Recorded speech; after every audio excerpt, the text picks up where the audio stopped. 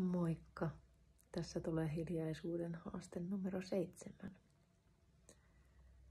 Jos hiljaa oleminen tuntuu helpolta, mieli pysyy rauhallisena ja meditointi onnistuu, niin kokeile antaa keholle vähän haastetta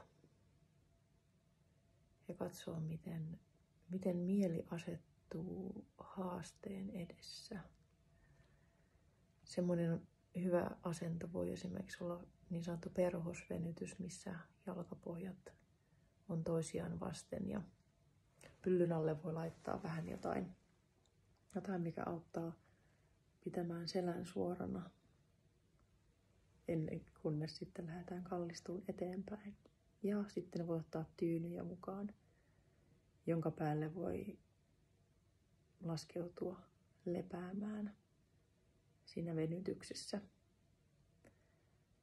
Mulle tämä on jo riittävän haastava venytys hyvin yläasennossa, että mun ei tarvitse kauhean matalalle nojata. Ja melkein tämmönen bosutyynykin saa olla pystyasennossa ja mä tätä tässä halaan, niin mulla jo venyy tosi paljon mun lantio auki.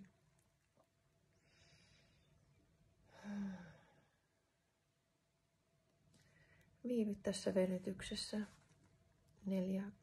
minuuttia. Ja seuraa, mitä mielellä on sinulle asiaa. Pystytkö rentoutumaan siitä huolimatta, että mieli yrittää saada sinua jäykistämään koko kehoa vaikeassa venytyksessä?